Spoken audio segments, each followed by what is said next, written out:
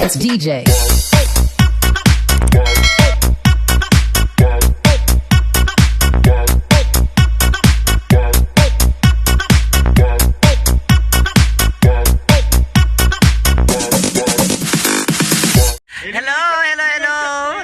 Sa lahat ng ating mga momshies, babshies at mga nakshies out there, welcome sa pinakabagong tourist spot dito sa Baguio City, ang Igorot Stone Kingdom. Kasama pa rin ang road trippers.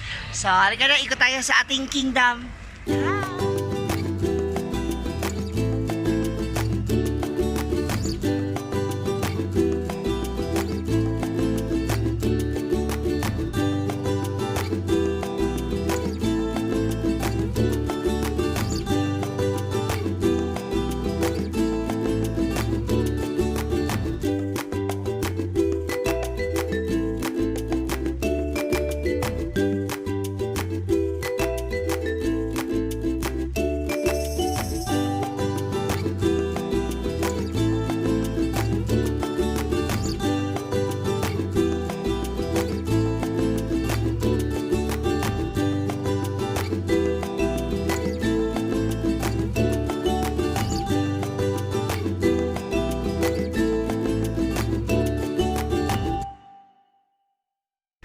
At mula dito sa entrance ng ating Igorot Stone Kingdom, meron din silang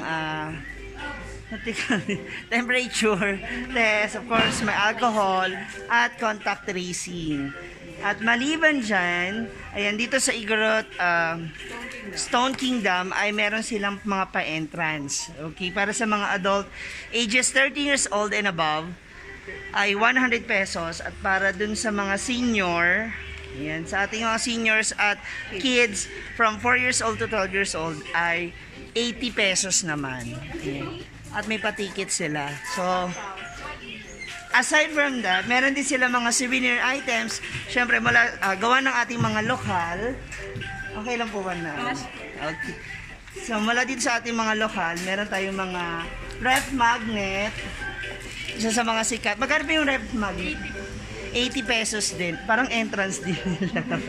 Ayan, tapos meron din tayong mga bracelet. Bracelet kung saan gawa din mismo ng ating mga kababayang Igorot. Ayan. So, supportahan natin ang mga bawat produktong lokal nito. Ay, yung bag po. Bag po ba yan? Yes po. 130.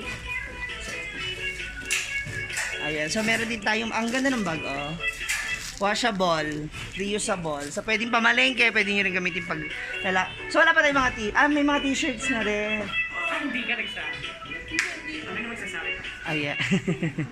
So, may mga t-shirts din tayo. Ayan, tingnan lang natin dito. Ayan. So, padami na padami ang mga pwede ninyong bisitahin dito sa Baguio City. So, pagbalik natin sa normal, huwag nyo kalilimutan na ilista sa inyong paggagala dito sa Baguio City ang Igorot Stone Kingdom. At para malaman natin kung itsura sa loob, tara na! Sa ngayon, may mga iba pa silang part ng lugar na ito na inaayos nila para mas maging maayos at mas maganda para sa mga turista. So, mag-ikot-ikot na tayo. Let's go!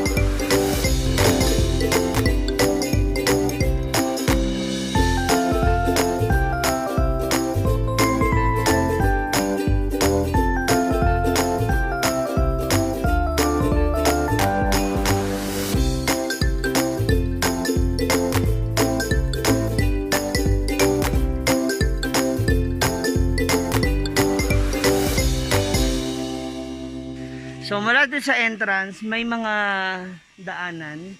Yan, paakyat hanggang dun sa taas. So, dahil nga po, masakit na yung aking tuhod, hindi ko na talaga kakayanin na umakyat pa sa taas.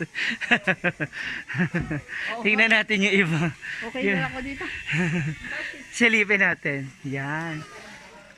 Actually, nararamdaman ko ito. Sooner or later, napakaganda ng kulay na to. So, abangan natin ang pagganda lalo nitong kingdom ng mga kababayan nating Igorot. At meron din silang the Igorot Golden Bridge. Bagamat ano pa lang. Oo nga, golden siya. Gold yung ano yan. Gold plated yung ating bridge. Yeah. Ikutin pa natin ibang parte. Tara, papunta na ako sa Igorot Golden Bridge. Tara, kita tayo. Dali. So, hindi naman siya ganun kahaba, pero let's try. Pang one way lang talaga siya. Pang isahan lang itong tulay na to. So, kung may jowa ka, bawal ka dito, ha? Baka magkalaglagan kayo. Oh my God, ang ganda. Oh. See, the view is good. Hi, road trippers! Hindi na po sila makaakit kasi masakit na po yung tuhod nila. Ay, grabe siya. Hello, basher.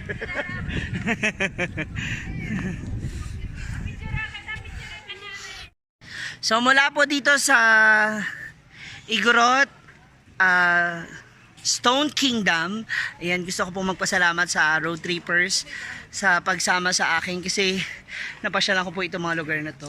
So, kung makikita nyo rito, napakaganda po talaga. Lalo na pa sa mga mahihilig maglakad.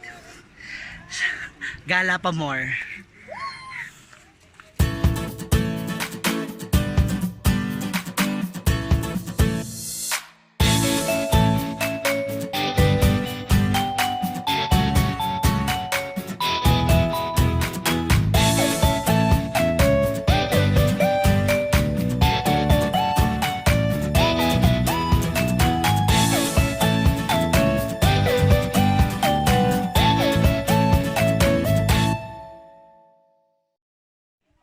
Nandito na nga ako ngayon sa upuan ng kamahalan. Yan, mula dito sa Igorot Stone Kingdom, ang pinakabagong atraksyon dito sa Baguio City. Kaya sa lahat ng ating mga momshies, popshies, at mga anakshies out there na nagbabalak po na gumala dito, lalo na po pag nawala na itong mga viruses na kumakalat, naku, wag niyong kalilimutan na ilista sa inyong bucket list o sa inyong gustong puntahan dito sa Baguio City, ang Igorot Stone Kingdom. Kasi po, marami pa silang inaayos, pero sa ngayon talagang napakaganda. At sigurado rin ako na magugustuhan po ito ng lahat ng buong pamilya. Kaya sa mga susunod ko pang vlog, pakabangan nyo po.